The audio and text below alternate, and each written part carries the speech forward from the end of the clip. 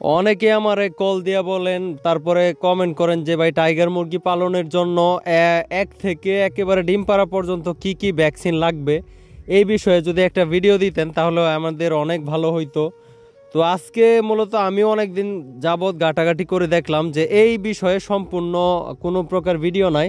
তো অবশেষে আমি চলে আসলাম আপনাদের সেই কাঙ্ক্ষিত ভিডিওটি নিয়ে। আশা করি এই ভিডিওটি দেখলে আপনাদের অনেক উপকারে আসবে।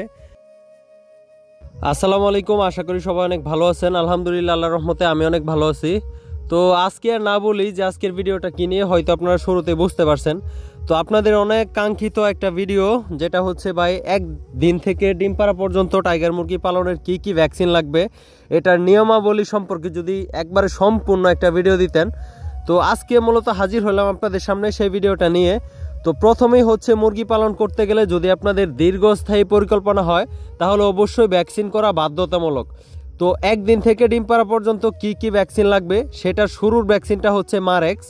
তো মারএক্স ভ্যাকসিনটা হচ্ছে 12 ঘন্টা বয়সের বাচ্চাকে করা হয়। আজকের ভিডিওতে আমি সম্পূর্ণ ভ্যাকসিনগুলোর একটা একটা করে ছবি দিয়ে দেখাই দিব যাতে আপনারা কি সহজে কিনতে পারেন।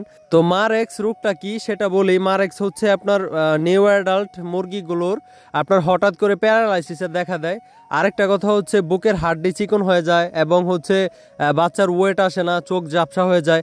এই ধরনের কিছু রোগের মূলত হচ্ছে লক্ষণ যদি দেখা দেয় তাহলে হচ্ছে আপনার এটা ধরে নিতে হবে মারএক্স রোগ হয়েছে। তো এইটা মারএক্স রোগটা না হওয়ার জন্য মূলত মারএক্স ভ্যাকসিনটা করা হয়। স্কিনের মধ্যে হয়তো একটা পিক দেখতে পারতেছেন, এখানে মারএক্স ভ্যাকসিন করা হইতেছে। তো মারএক্স ভ্যাকসিন মূলত হচ্ছে ঘাড়ের চামড়ার নিচে ভ্যাকসিনটা পুশ করা হয়। এইটার নিয়মটা হচ্ছে আপনার 1 মিলি মেডিসিন দিয়ে মূলত 5টা বাচ্চাকে করা হয়। তো সেক্ষেত্রে আমি যদি একটু সহজভাবে বলি তাহলে বুঝবেন। 1 মিলিতে যদি আপনার অনুমান যদি 10 ফোঁটা হয় তাহলে আপনার এখানে 2 ফোঁটা এই অনুপাতে করা হয়। তো আপনারা এটা বুঝে নেবেন, 1 মিলি ওষুধ দিয়ে মূলত 5টা বাচ্চারে দেওয়া যায়। এটা খুবই সতর্কতার সহিত দিতে হয়। যারা প্রফেশনাল খামারি আছে তাদেরকে সারা সহজে এটা দিতে পারে না। এটা মূলত চামড়ার মধ্যে না গিয়ে যদি একদিন বয়সের বাচ্চার মাংসের মধ্যে চলে যায় পরবর্তীতে ওইখানে ইনফেকশন হইতে পারে এবং বাচ্চাটা মারা যাইতে পারে। তো যাই হোক, যারা নতুন তারা হয়তো করতে পারবেন না। তো আপনারা চেষ্টা করবেন যদি বাচ্চা ক্রয় করেন তাহলে ভালো প্রতিষ্ঠান থেকে মারএক্স ভ্যাকসিন করা এইরকম বাচ্চা কিনতে পাওয়া যায় অনেক প্রতিষ্ঠানে, ওই রকম বাচ্চাগুলো আপনারা সংগ্রহ করবেন। তো মারএক্স ভ্যাকসিন মূলত হচ্ছে একদিন বয়সের বাচ্চাকে করতে হয় এবং বাচ্চার বয়স যে সময় 12 ঘন্টা হয় ওই সময়ই।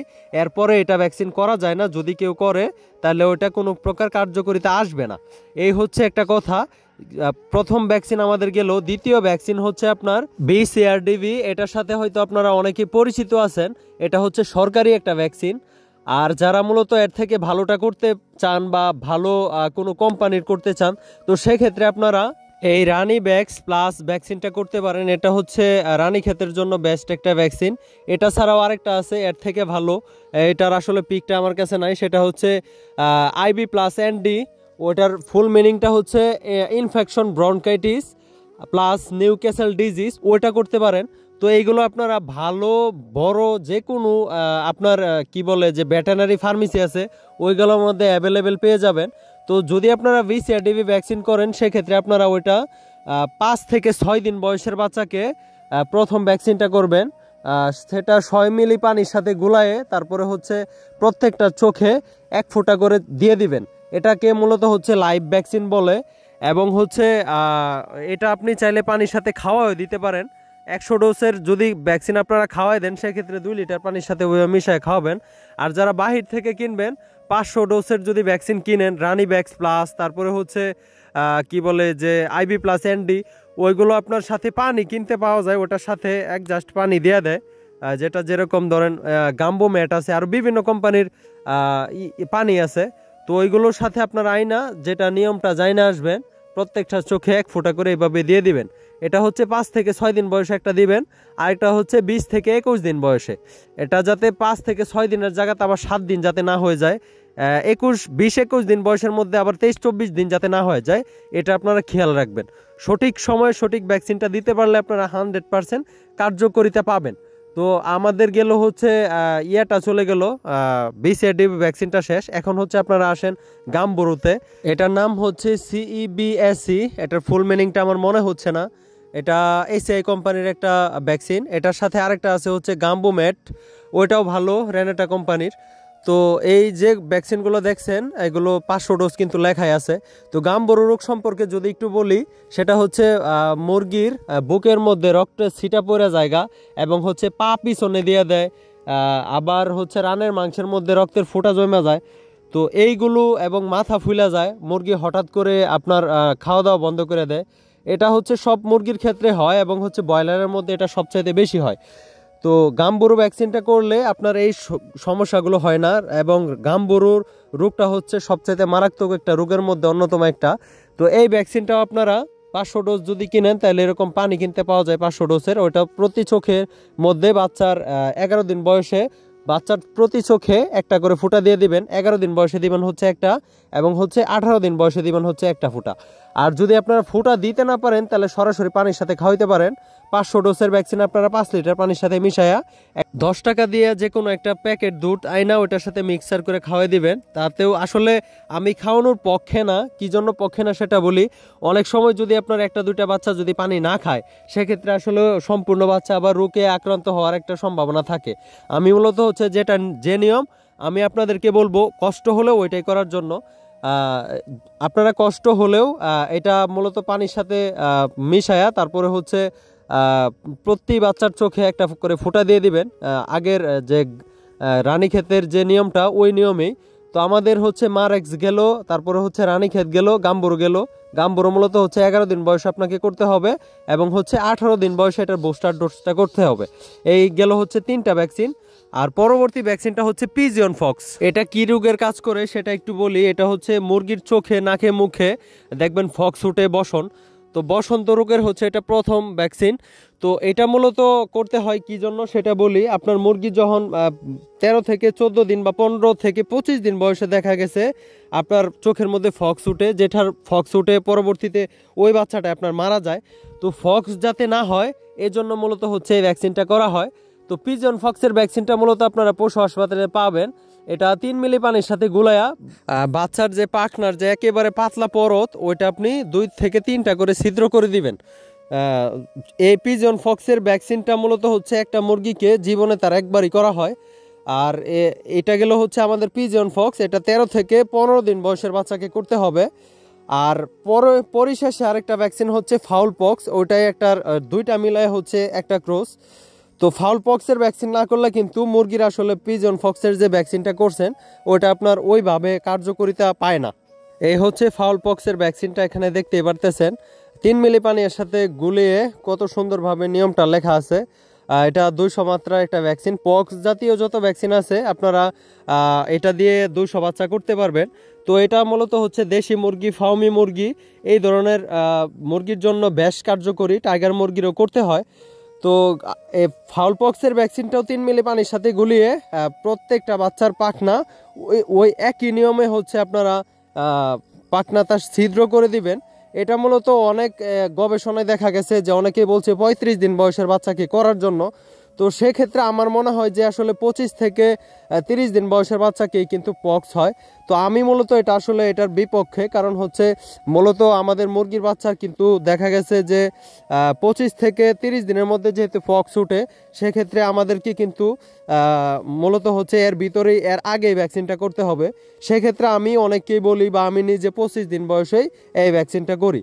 তো আমাদের মূলত হচ্ছে ভ্যাকসিনগুলো এই পর্যন্তই শেষ। তারপরে যে কেউ একটা ভ্যাকসিন আপনার করতে হবে, সেটা হচ্ছে আরডিভি বা কিল ভ্যাকসিন। আরডিভি তারপরে হচ্ছে H5 কিল, এগুলো কিন্তু একই প্রজাতির ভ্যাকসিন, একই নিয়মে ঘাড়ের মাংসের মধ্যে, বুকের মাংসের মধ্যে, রানের মাংসের মধ্যে এভাবে করতে হয়। তো আমি শুরুতে একটু আরেকটা জিনিস আপনাদেরকে ক্লিয়ার করে দিই, সেটা হচ্ছে ভ্যাকসিন মূলত হচ্ছে 2 প্রকার, একটা হচ্ছে লাইভ আরেকটা হচ্ছে কিল। তো লাইভ ভ্যাকসিনটা মূলত আপনি চাইলে চোখের মধ্যে দিতে পারবেন এবং হচ্ছে খাওয়াইতে পারবেন। এবং কিল ভ্যাকসিন যেটা ওইটা মূলত হচ্ছে আপনাকে রানের মাংসের মধ্যে বা মাংসের মধ্যে আপনাকে পুশ করতে হবে। ফাউল পক্সের যে ভ্যাকসিনগুলো ওইগুলো আপনার যদি খাওয়ান তাহলে পরবর্তীতে উপকারের তুলনায় ক্ষতি হবে। কিল ভ্যাকসিনগুলোও সেম, যদি আপনি খাওয়ান তার আপনার যেটুকু উপকার হওয়ার কথা ছিল তার থেকে দ্বিগুণ ক্ষতি হয়ে যাবে।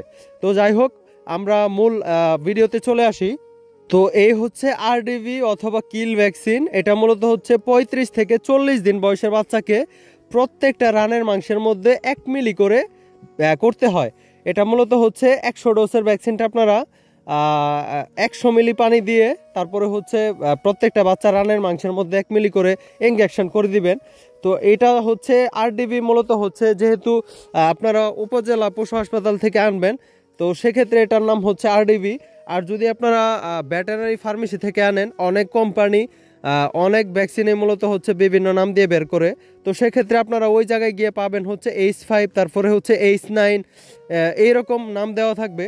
তো যারা মূলত হচ্ছে 100 মুরগি পালন করবেন, 200 মুরগি পালন করবেন, তাদের জন্য হচ্ছে উপজেলা থেকে আনলেই আমার মতে বেস্ট হবে।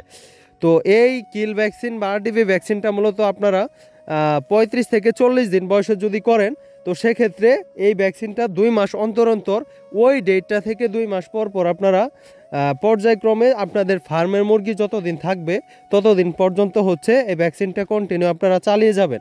যখন আপনারা আপনাদের ফার্মের মুরগিগুলোকে আপনারা কিল ভ্যাকসিন করবেন অথবা আরডিভি ভ্যাকসিন করবেন, সেক্ষেত্রে মুরগির কিছু প্রাথমিক সমস্যা দেখা দিতে পারে, যেরকম গায়ে জ্বর আসা, তারপরে মুরগি খাবার কমিয়ে দেওয়া। সেক্ষেত্রে আপনারা কি করবেন, আপনারা 72 ঘন্টা পর্যন্ত প্যারালাইসিস জাতীয় যে কোনো মেডিসিন খাওয়াইতে পারেন ভ্যাকসিন করার পরে। প্যারালাইসিসের মধ্যে যদি মুরগির প্রসুরটা খাওয়ান, সেক্ষেত্রে ফার্স্ট বেড হইতে পারে। আর যদি আপনারা ওইগুলো না খাওয়াইতে চান, তাহলে আপনারা সরাসরি প্যারাসিটামল অথবা নাপা ট্যাবলেট খাওয়াতে পারেন। তো সেক্ষেত্রে আপনারা ট্যাবলেটটা মিশাবেন 3 লিটার পানিতে 1টা করে ট্যাবলেট। আর যদি আপনারা লিকুইড খাওয়ান, সেক্ষেত্রে প্রতি লিটারে 2 গ্রাম করে এই অনুপাতে খাওয়াবেন। আশা করি আপনাদের মুরগি কোনো প্রকার সমস্যা হবে না। তো এই ছিল আজকে আমাদের মূলত ভ্যাকসিনটা, সম্পূর্ণ ভ্যাকসিনগুলো। এর বাহিরে তেমন কোনো কিছু করার দরকার নাই। আর অনেকেই মূলত হচ্ছে কলেরার ভ্যাকসিন করতে চায়। আসলে আরেকটা কথা আপনাদেরকে বলি, সেটা হচ্ছে যদি আপনাদের খামারের পরিবেশ সুন্দর থাকে, তাহলে আসলে ওই রকম ফাউল কলেরা ওইগুলো করার দরকার নাই। কারণ হচ্ছে ওইগুলো করলে আমার কাছে মনে হয় যে আপনারা যে ডিমের যে পরিমাণটা ওইটা আসলে কমে যায়। তো সেক্ষেত্রে ওইগুলো না করাটাই ভালো। আপনারা 3 মাস পর পর কৃমির ডোজগুলো করে দিবেন, কৃমির ওষুধটা খাওয়াই দিবেন, তাইলে আর এর বাহিরে কোনো প্রকার কাজ করতে হবে না। তো একদিন থেকে ডিম পাড়া পর্যন্ত আপনাদেরকে কি ভ্যাকসিন করতে হবে সেটা আমি যদি একটু বলি। প্রথমে আমরা করলাম হচ্ছে মারেক্স, দ্বিতীয়ত হচ্ছে রানীক্ষেত অথবা ব্রনকাইটিস, তারপরে আবার তৃতীয় নাম্বার হচ্ছে গাম্বুরু, চতুর্থ নাম্বার পিজিয়ন ফক্স, পঞ্চম নাম্বার আবার গাম্বুরু, ষষ্ঠ নাম্বার হচ্ছে আবারও রানীক্ষেত, তারপরে হচ্ছে সপ্তম নাম্বার ফাউলপক্স, অষ্টম নাম্বার হচ্ছে আপনারা কিল অথবা আরডিভি। তো এখানে দেখা গেছে যে 1 থেকে ডিম পাড়া পর্যন্ত আপনাদের 8 থেকে 9টা ভ্যাকসিন করতে হবে। তো এই ছিল ভ্যাকসিনগুলো। এখানে আরও অনেকেই অনেক রকমের ভ্যাকসিনের কথা বলে, অনেকে অনেক রকম লিস্ট দেয়। তো মূলত হচ্ছে ভাই করতে গেলে অনেক ভ্যাকসিনে করতে হয়। তো সেক্ষেত্রে আমার মনে হয় যেগুলো মেইন ভ্যাকসিনগুলো, ওইগুলো এই কয়েকটা ভ্যাকসিন করলে হবে, এর বাইরে যাওয়ার দরকার নাই। তো যদি আসলে আপনারা আরও ভালো কিছু বুঝতে চান, তাহলে অবশ্যই আপনারা উপজেলা পশু হাসপাতালে যায় পশু যে চিকিৎসক, পশু বিশেষজ্ঞ, ওনাদের সাথে যা পরামর্শ করতে পারেন। তাহলে আশা করি যে সুন্দর একটা পরামর্শ পাবেন। তো যাই হোক, ভিডিওর একেবারে শেষ প্রান্তে চলে আসছি। আরেকটা কথা হচ্ছে, এটার ভিতর দিয়ে কিন্তু ঠোঁট ছাঁকাটা রয়ে গেছে, এটা বাধ্যতামূলক। এই বিষয়ে আমি আপনাদেরকে অন্য একটা ভিডিওতে দেখাবো বা এই বিষয়ে কিছু ইনফরমেশন শেয়ার করব। তো যাই হোক, কথার মধ্যে যদি কোনো প্রকার ভুল ত্রুটি হয়ে থাকে তাহলে অবশ্যই ক্ষমা দৃষ্টিতে দেখবেন। আর যদি কোনো কিছু না বুঝতে পারেন তাহলে অবশ্যই কল করবেন, আমি চেষ্টা করব আপনাদের সাথে অল্প হলে কথা বলার। আর আরেকটা কথা বলি, অনেকে আমার কাছে লিস্ট চাইছেন, আসলে লিস্ট আকারে করতে গেলে অনেক সময়ের দরকার। তো এই জন্য আসলে ওইভাবে লিস্ট আকারে করতে পারলাম না, সরাসরি আপনাদেরকে পিক দিয়ে দিলাম। এই পিক দেখে দেখে আপনারা করতে পারবেন বা কিনতে পারবেন। তো যদি আসলে আপনাদের খুবই প্রয়োজন হয়, সেক্ষেত্রে এই ভিডিওটা আপনারা সম্পূর্ণ ডাউনলোড করে রাখতে পারেন। আশা করি পরবর্তীতে আপনাদের কাজে লাগবে। আর কোন ভ্যাকসিন কিভাবে করতে হয় এই বিষয়ে আমার এই চ্যানেলে বিস্তারিত ভাগে ভাগে ভিডিও আপলোড করা আছে, চাইলে আপনারা ওগুলো দেখে আসতে পারেন। তো পরিশেষে একটা কথা, সেটা হচ্ছে আজকের ভিডিওটা যেহেতু দীর্ঘায়িত হয়ে গেছে, কথার মধ্যে অনেক প্রকার ভুল ত্রুটি হয়েছে, অনেক এলোমেলো হয়েছে, সেজন্য আপনারা ক্ষমা দৃষ্টিতে দেখবেন। তো যদি ভিডিওটা অবশ্যই ভালো লাগে বা কিছু শিখতে পারেন, তাহলে অবশ্যই একটা রিকোয়েস্ট, আপনারা প্লিজ সাবস্ক্রাইব করে আমাদের সাথেই থাকবেন। কারণ আপনাদের একটা লাইক, কমেন্ট, সাবস্ক্রাইব নতুন করে ভিডিও বানাতে আরও উৎসাহিত করে আমাকে। তো যাই হোক, আজকের মতো এখানে বিদায় নিচ্ছি। আবার দেখা হবে নতুন কোনো সময় নতুন কোনো ভিডিও নিয়ে। সে পর্যন্ত সবাই ভালো থাকবেন, সুস্থ থাকবেন। আসসালামু আলাইকুম, আল্লাহ হাফেজ।